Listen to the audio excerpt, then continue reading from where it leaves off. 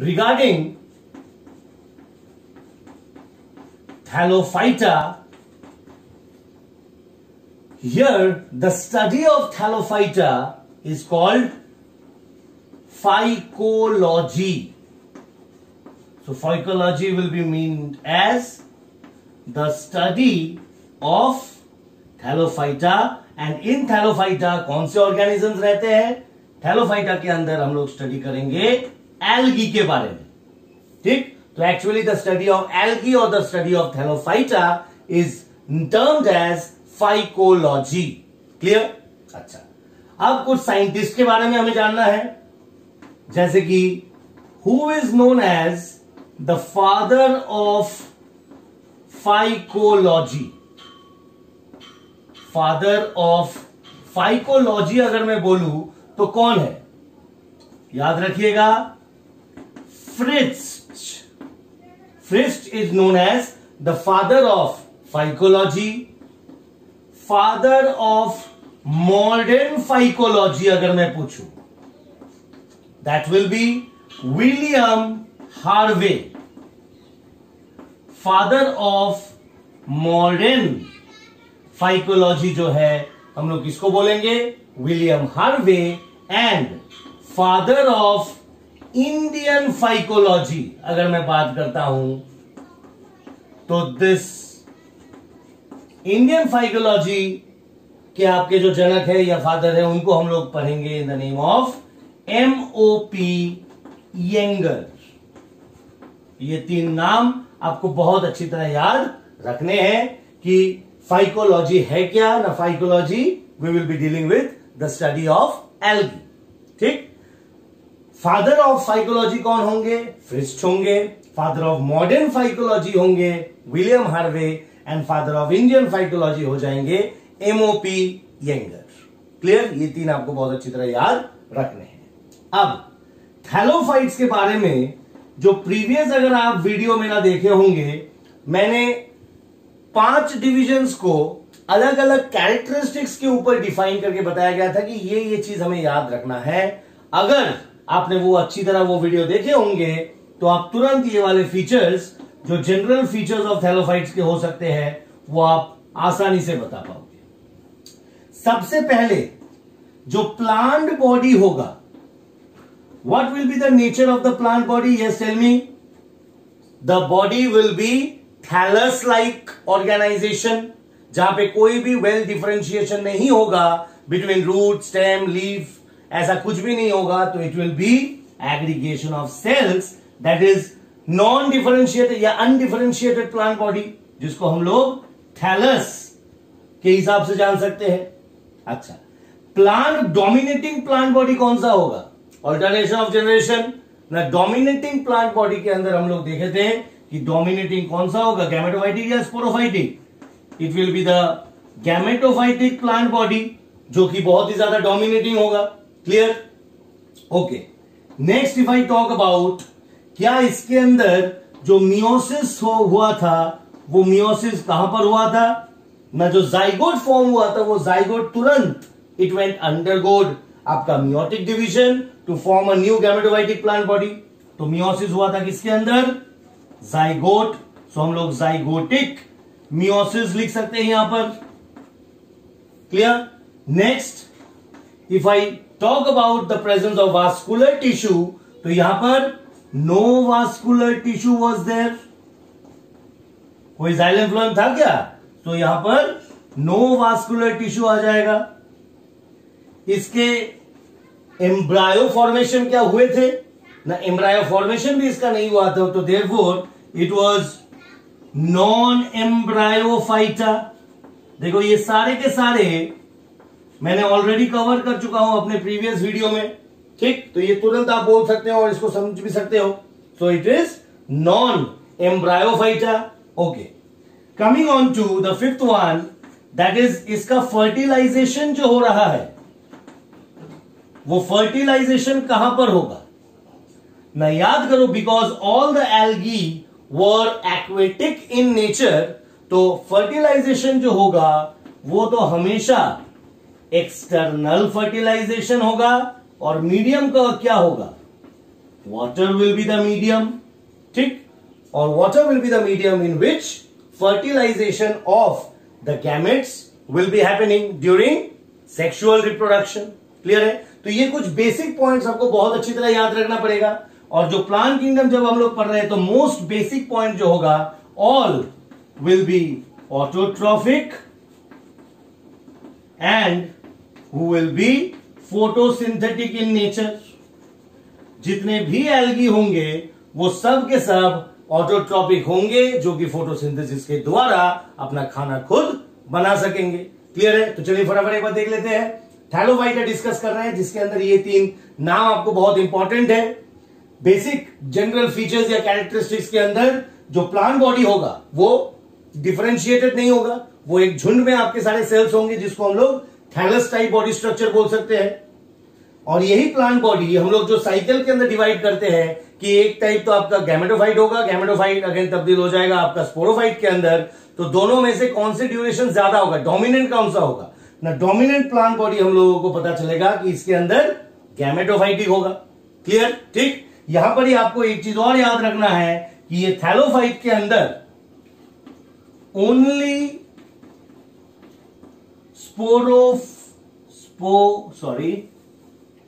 Only sporophytic phase जो होगा या ओनली डिप्लॉयड स्ट्रक्चर जो होगा इंटायर लाइफ साइकिल का, that will be the zygote.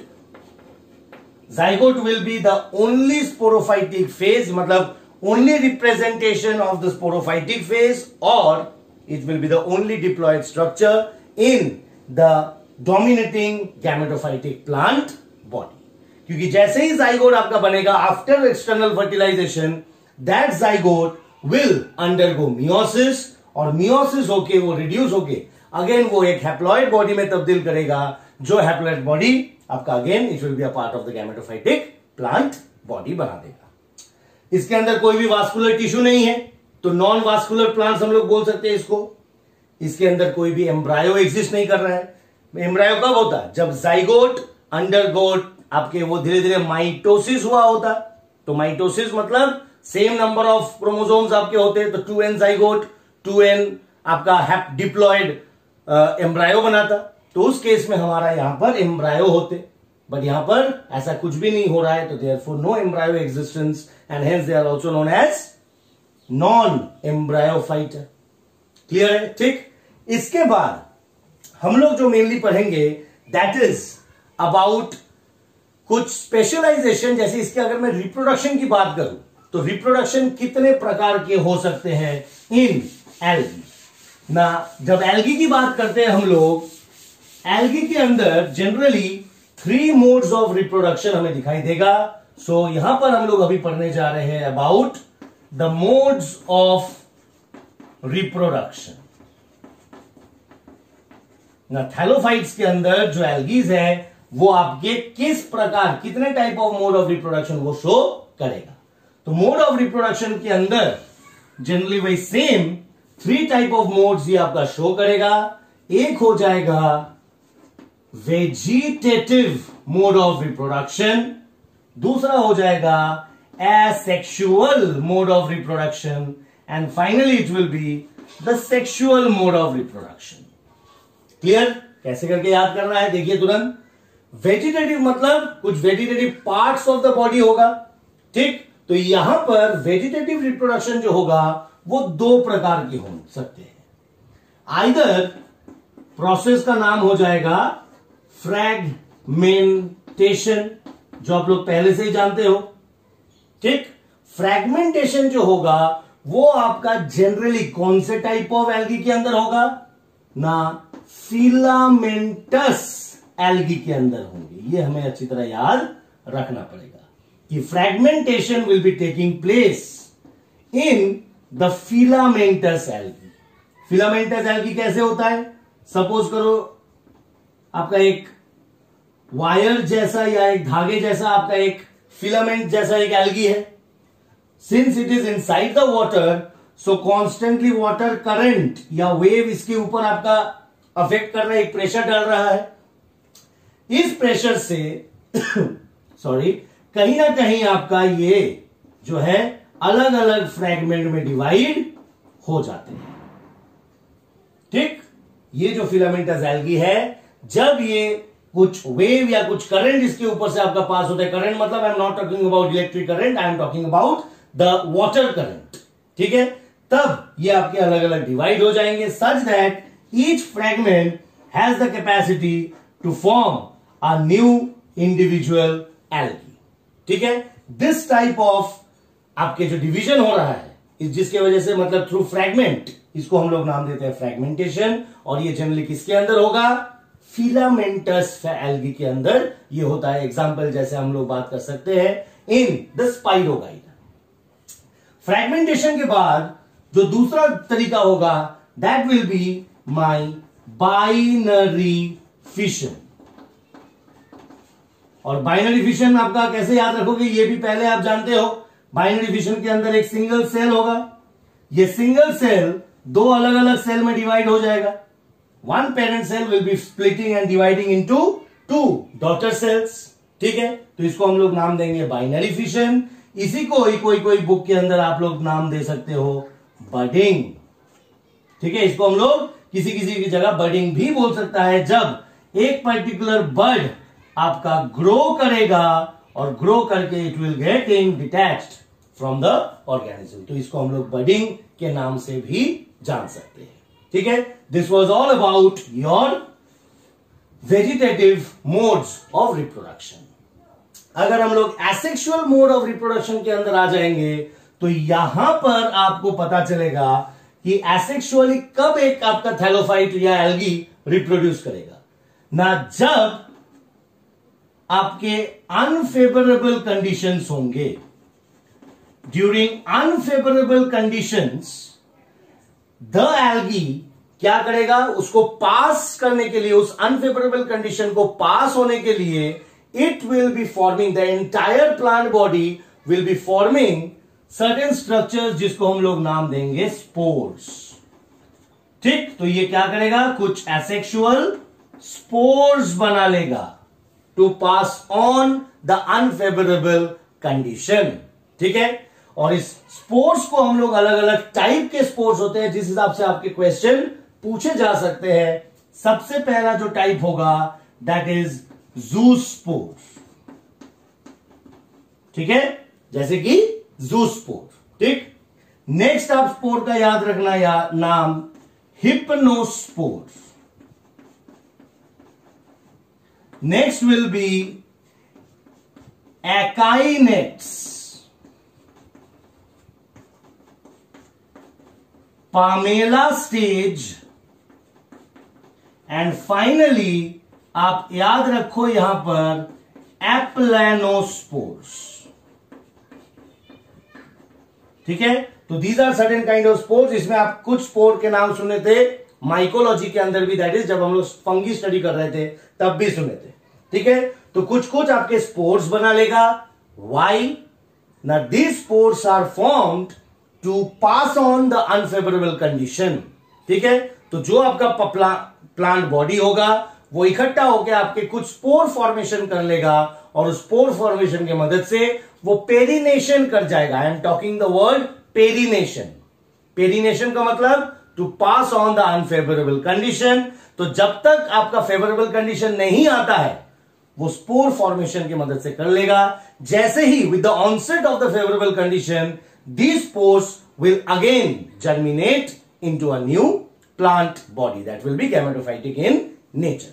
ठीक, क्वेश्चन जो आता है कि इनमें से क्या क्या है, zoospore, hypnospore, akinetes, this is your palmella stage and aplanospores, इनमें से कौन सा स्पोर फेवरेबल कंडीशन में भी हो सकता है।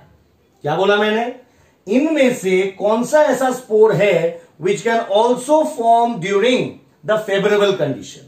Now favorable condition के अंदर जो आपका स्पोर बनेगा that will be zoospore। So ये आपका favorable condition में भी बनेगा। बाकी के जितने भी स्पोर्स है ये सारे के सारे कब फॉर्मेशन होगा, ड्यूरिंग अनफेवरेबल कंडीशन। ये अच्छी तरह याद आपको रखना पड़ेगा। कोई दिक्कत? क्लियर? नेक्स्ट हम लोग जब आएंगे सेक्सुअल रिप्रोडक्शन के अंदर, सेक्सुअल रिप्रोडक्शन में हम लोग बात करेंगे सबसे पहले एक मेल ऑर्गन और एक फीमेल ऑर्गन की, ठीक? Because we have to discriminate on the basis of the sex of the gender. तो मेल ऑर्गन को हम लोग नाम देंगे यहां पर एंथेरिडियम। क्या नाम देंगे? एंथेरिडियम। और फीमेल को हम लोग नाम देंगे in the form of oogonium. ठीक? क्लियर है?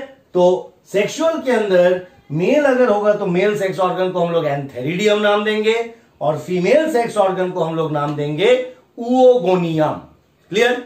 अब depending on the gametes, clear, and the type of union of the gametes, sexual reproduction को हम लोग अलग 3 हिस्सों में डिवाइड कर सकते हैं। सबसे पहले हो जाएगा आइसोगैमस या आइसोगैमी। आइसो मतलब सिमिलर, ठीक? तो union of similar kind of gametes. अगर मैं बात करूं, हो सकता है दोनों ही, this is the male and this is the female. हो सकता है दोनों ही नॉन मोटाइल हो, इसलिए कोई फ्लैजेला लाइक स्ट्रक्चर नहीं है। हो सकता है दोनों का ही स्ट्रक्चर मोटाइल हो due to the presence of the flagella. Clear है? तो ऐसे आपके अगर सिमिलर गैमेट्स, नॉन मोटाइल भी हो सकता है, मोटाइल भी हो सकता है, ठीक? So the union between the similar kind of gametes, similar in size and structure, that type of a fertilisation will be termed as the isogamy. कहां पर होगा? अगर आइसोगैमेट्स है और ये नॉन मोटाइल है तो हो जाएगा किसके अंदर? याद रखना है, स्पाइरोगाइरा। ठीक है? क्लियर है? सो स्पाइरोगाइरा, काफी बार ये छोटे छोटे क्वेश्चंस पूछे जाते हैं, तो बहुत अच्छी तरह सुनिएगा। स्पाइरोगाइरा के अंदर जिस टाइप ऑफ सेक्सुअल रिप्रोडक्शन होगा, that will B isogamous. And what will be the nature of the gametes? They both the gametes will B non motile. Clear? और अगर मोटाइल आइसोगैमी के बात करते हैं तो ये हो जाएगा इन क्लैमाइडोमोनस। क्लैमाइडोमोनस के अंदर आपका होगा कैसा ना? Motile isogamy. कोई दिक्कत? समझ में आया? नेक्स्ट आपका हो सकता है anisogamy. Next type of sexual mode of reproduction क्या हो सकता है? एनाइसोगैमी। एनाइसोगैमी मतलब ही आपका है डिसिमिलर गैमेट्स होंगे, वही सेम, बट डिसिमिलर होने का एक ही कारण है, मेल हो जाएगा छोटा, चाहे मोटाइल हो चाहे नॉन मोटाइल हो, और फीमेल हो जाएगा थोड़ा बड़ा। ठीक? आइदर नॉन मोटाइल या दोनों ही मोटाइल। क्लियर? बट जो इनके शेप और साइज होगा मेल और फीमेल का, वो अलग अलग होंगे। ठीक है? ये हो जाएगा, याद रखना, very few species of Chlamydomonas. Chlamydomonas के अंदर आपके 2 तरीके के पता चलेगा। एक तो हो सकता है आइसोगैमी, जो कि एकदम कॉमन है, और कुछ कुछ क्लैमाइडोमोनस के अंदर, because Chlamydomonas is the genus name, generic name, तो कुछ ऐसे स्पीशीज ऑफ क्लैमाइडोमोनस होगा जिसके अंदर आपका एन आइसोगैमी भी हो सकता है। कोई दिक्कत? और लास्ट आपका हो जाएगा ओगैमी। क्या नाम दिया मैंने? ओगैमी। और ओगैमी कैसे समझेंगे? ओगैमी के अंदर जो मेल होगा वो तो बहुत ही छोटा होगा, माइक्रो स्ट्रक्चर होगा। ठीक? It may be non motile, it may be motile. General case में ये आपका मोटाइल होता है, सॉरी, हाँ, यस, मोटाइल होता है, मतलब with the presence of the flagella. और जो फीमेल होगा वो आकार में बड़ा होगा और नॉन मोटाइल होगा। क्या बोला मैंने? वो गैमी के अंदर तो oogamy will be a case under anisogamy in which the male will be a micromotile gamete and the female will be a large non-motile generally fixed type of gamete. ठीक है, ऐसे आपके अगर यूनियन होता है तो उस टाइप को हम लोग बोलते हैं oogamy and the gametes are known as oogametes. ठीक है, ये किसके अंदर होता है ये आपको याद रखना पड़ेगा. This will be happening in the Volvox. ठीक है, क्लियर है. तो this was all about your modes of reproduction. तुरंत देख लेते हैं एक बार ना. मोड्स ऑफ रिप्रोडक्शन के अंदर हम लोग वेजिटेटिव, एसेक्सुअल एंड सेक्सुअल की बात कर रहे थे. Vegetative 2 types, fragmentation and binary division. साथ साथ बोलते चलो, देखना आपका पूरा डिवीजन हो जाएगा. तो वेजिटेटिव आपका फ्रेगमेंटेशन क्या है ना, कोई भी F for fragmentation and F for filamentous algae. जो भी आपके ऐसे धागे जैसा एल्गी होगा and since they are aquatic, so by the pressure और the thrust which is exerted by the water on the surface of the algae, these algae gets fragmented into very small parts such that each part can be developed into a fully grown algae. Clear? तो इस type को हम लोग बोलेंगे filamentous algae. Generally example के अंदर आप spirogyra दे सकते हैं. Then will be your binary fission, जब एक आपका parent cell will be splitting or dividing into 2 daughter cells, और जिसको हम लोग budding भी बोल सकते हैं. एक बर्ड लाइक स्ट्रक्चर आपका ग्रो कर रहा है over the body. It is enlarging and splitting and forming 2 different cells. तो बाइनरी फिशन, बडिंग जिसको हम लोग बोलेंगे, और fragmentation are the 2 modes of the vegetative reproduction. अगर हम लोग एसेक्सुअल रिप्रोडक्शन की बात करते हैं तो यहां पर जो मेन आपका बॉडी होगा, it will be forming certain kind of spores, और इस स्पोर्स को हम लोग क्या नाम देंगे, एसेक्सुअल स्पोर्स. ठीक है. And why the algae produces asexual spores? To pass on the unfavorable condition. ये जो unfavorable condition है इसको pass on करने के लिए algae is producing spores. So what are the different kind of asexual spores? सबसे पहले याद रखना पड़ेगा zoospore, जो कि favorable condition के अंदर भी रिलीज कर सकता है algae. बाकी के जितने स्पोर्स है जैसे कि hypnospore, akinetes, palmella stage, aplanospores, these all type of spores will be released under unfavorable conditions, but it is the zoospore which can be released in the favorable conditions also. If I talk about the sexual reproduction के अंदर ही सबसे पहले हमें जिक्र करना है about the male and the female sex organ. तो male organ को हम लोग नाम देंगे एंथेरिडियम और फीमेल को हम लोग नाम देंगे oogonium. Clear? And based on the nature of the gametes and their fertilisation, we will be discussing the sexual mode of reproduction into 3 types: isogamy, anisogamy and oogamy. Clear? ठीक. Isogamy मतलब gametes, similar type of gametes, similar in shape, similar in structure, similar in size. तो ये हो सकता है 2 प्रकार के. Both the male and the female are of similar size and both are non-motile. तो ऐसे both जब non-motile होगा हमें कहां पर मिलेगा, स्पाइरोगाइरा. अगर दोनों ही आपके मोटाइल होगा तो किसके अंदर होता है, क्लैमाइडोमोनास. क्लियर? एनाइसोगैमी के अंदर आ जाते हैं. अब देखो यहां पर स्ट्रक्चर अलग अलग है. दिस इज योर मेल छोटा, फीमेल बड़ा. Both are non motile due to the absence of flagella. यहां पर दोनों ही आपके वही सेम, जैसे ये मेल छोटा है और फीमेल बड़ा है, बट दोनों में ही आपके फ्लैजेला प्रेजेंट है. Therefore both are motile. तो नॉन मोटाइल अगर होगा और या आपके होंगे मोटाइल, दोनों के दोनों ही आपके किसके अंदर एनाइसोगैमी शो करेगा, fewer species of Chlamydomonas. Clear है? अगर आपसे सिंपल पूछा जाए क्लैमाइडोमोनास के अंदर कौन से टाइप ऑफ सेक्सुअल रिप्रोडक्शन पाया जाता है, आप जनरली वहां पर अगर आपके आइसोगैमी होता है तो आप आइसोगैमी की टिक कीजिए. अगर वहां पर आइसो एंड एनाइसो दोनों ही ऑप्शन में है तो आपको बोथ टिक करके आना पड़ेगा. क्लियर? नेक्स्ट, अगर वो गैमी है तो वो गैमी के अंदर एक तो आपका मेल जो है that will B micro and it will be generally motile. जो फीमेल होगा वो आकार में बहुत ही बड़ा होगा and it will be definitely non motile. Clear? और इस टाइप ऑफ आपके जो फर्टिलाइजेशन होगा वो गैमी के अंदर that will be taking place. Example क्या होगा, वॉल्वॉक्स. कोई दिक्कत है यहां तक? समझ में आया अच्छी तरह? अब हम लोग बात करेंगे that is if they are autotrophic in nature. So अगर ऑटोट्रॉपिक होगा तो therefore they will be having the chlorophyll. तो नेचर ऑफ द क्लोरोफिल के ऊपर भी काफी बार क्वेश्चन पूछा जाता है। नेचर मतलब यहां पे हम लोग शेप को डिस्कस करेंगे कि विच एल्गी के अंदर कैसे शेप ऑफ क्लोरोप्लास्ट आपका होता है।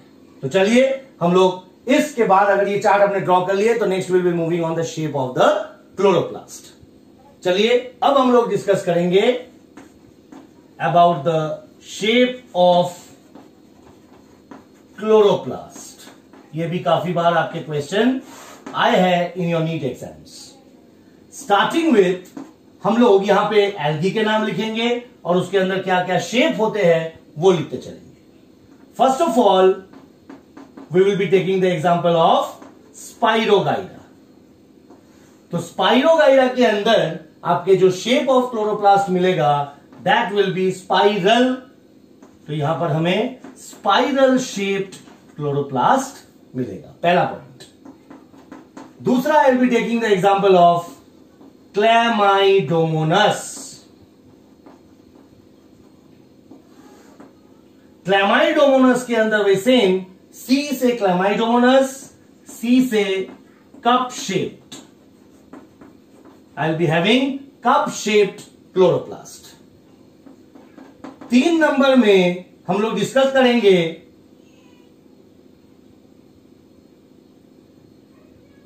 यूलोथ्रिक्स। यूलोथ्रिक्स के अंदर गर्डल शेप्ड क्लोरोप्लास्ट हमें याद रखना है। फोर्थ विल बी यूडोगोनियम और एडोगोनियम के अंदर आपका होता है reticulate shape. Clear? And finally Zygnema. Zygnema के अंदर होता है स्टार शेप्ड क्लोरोप्लास्ट। ठीक है, ये क्वेश्चन आपको जनरली देगा एक मैच द फॉलोइंग के ऊपर। ठीक है, आपको बता दिया, ठीक, और आपको करेक्ट ऑर्डर में आपको लिखना है। जिसके अंदर आपका करेक्ट ऑर्डर होगा that will be your the answer to this question. तो फटाफट, स्पाइरोगाइरा के अंदर कैसा क्लोरोप्लास्ट होगा? Spiral. Chlamydomonas cup shaped, Ulothrix girdle shaped, Oedogonium reticulate and your Zygnema के अंदर हम लोग बात करेंगे अबाउट द स्टार शेप्ड। ठीक है, ये अगर हो गया तो अब हम लोग फाइनल एल्गी के क्लासिफिकेशन के ऊपर हम लोग बेस करेंगे और कैसे करके क्लासिफिकेशन ऑफ एल्गी किया गया है वो देखेंगे। Classification of algae. काफी बार ये क्वेश्चन पूछा गया है कि वो क्या है जिसके बेसिस पे आपके क्लासिफिकेशन ऑफ एल्गी किया गया है। On what basis is the classification of thallophytes done? तो ये हमें सबसे पहले याद रखना पड़ेगा। Classification is done on the basis of pigmentation. Main जो आपका है that is pigmentation, stored food और सेल वॉल। ठीक है, these are the basis of the classification of the various algae which are found in our environment. Algae को generally हम लोग 3 हिस्सों में क्लासिफाई करते हैं। एक हो जाएगा ग्रीन एल्गी, एक हो जाएगा brown algae, and finally we will be having the red algae.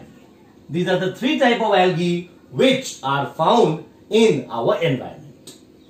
Green algae को हम लोग जो साइंटिफिकली बोलते हैं, the scientific term is given as Chlorophyceae. क्या नाम देते हैं हम लोग? Chlorophyceae. ब्राउन एल्गी को बोलते हैं हम लोग Phaeophyceae. ये आपको याद रखने हैं। और रेड एल्गी को बोलते हैं हम लोग रोडोफाइसी. ठीक है, तो Chlorophyceae green algae, brown algae को बोलते हैं फायोफाइसी एंड रेड एल्गी को बोलते हैं रोडोफाइसी. तो सबसे पहले हम लोग देखेंगे कि इनके अंदर मेजर पिगमेंट्स क्या होते हैं. ना हमें पता है कि दे आर ऑल प्लांट्स, तो obviously the most major pigment which will be present is the chlorophyll. और क्लोरोफिल के ऊपर भी आपके क्वेश्चन पूछा जाता है कि which type of chlorophyll is present in this 3 type of algaes. आपको ये याद रखना पड़ेगा सबसे पहले, GBR, ठीक है, क्लियर। और ये अगर आपने याद रख लिए तो इसके बाद हम लोग बात करेंगे अबाउट, जैसे पिगमेंटेशन, आप सब के अंदर क्लोरोफिल ए पहले डाल दीजिए। Each will be having chlorophyll A, this will be common in all the 3 type of algae. Then you can put B, C and D। तो here is your pigmentation, that is green algae के अंदर जो major pigment होगा that will be chlorophyll A and B। In brown algae we will be having A and C, and in red algae we will be having chlorophyll A and chlorophyll D। कोई दिक्कत? ठीक है, but इस चीज को लिखने के लिए, इस ट्रिक को लिखने के लिए आपको ये सीक्वेंस मेंटेन करना पड़ेगा, ठीक, कि ब्राउन हो जाएगा बीच में, ग्रीन और रेड। कोई दिक्कत?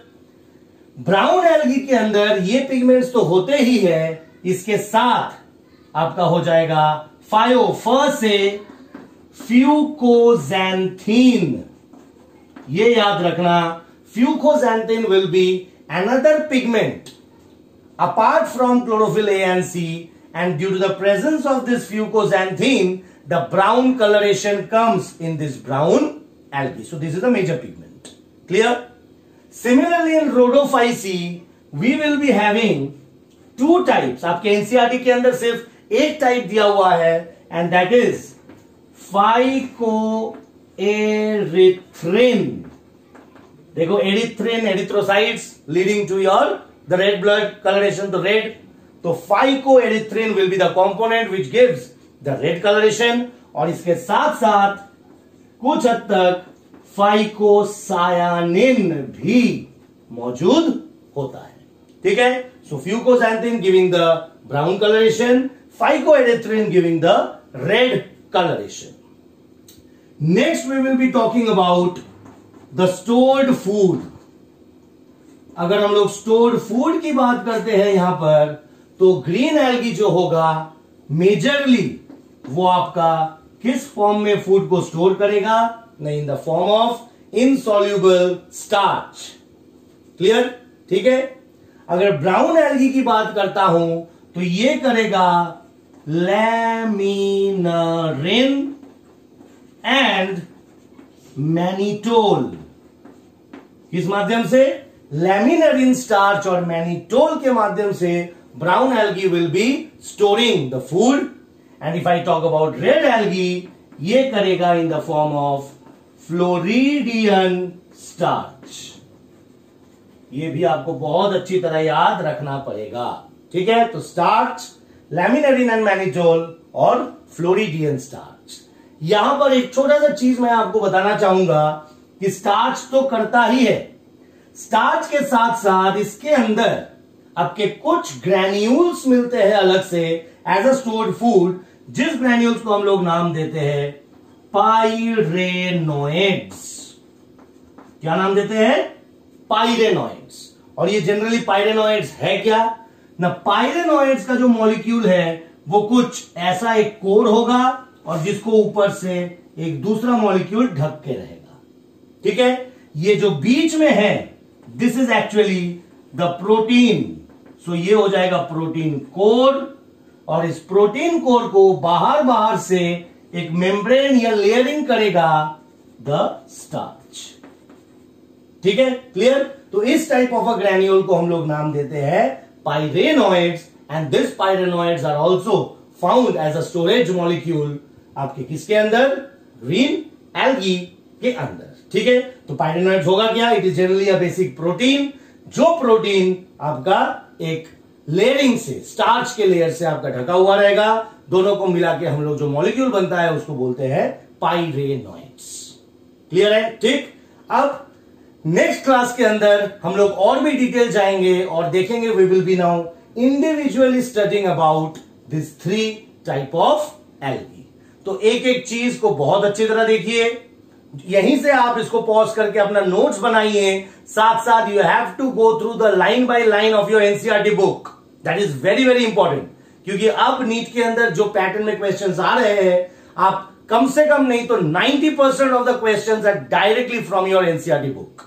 क्लियर? आप अगर लास्ट के कम से कम 5 साल के क्वेश्चंस अगर मिला लेते हैं तो आपको तुरंत वो सारे चीज आप देख भी सकते हो। ठीक है? So we will be meeting in the next class, जहां पर हम लोग we will be starting with the chlorophyceae. Till then, thank you.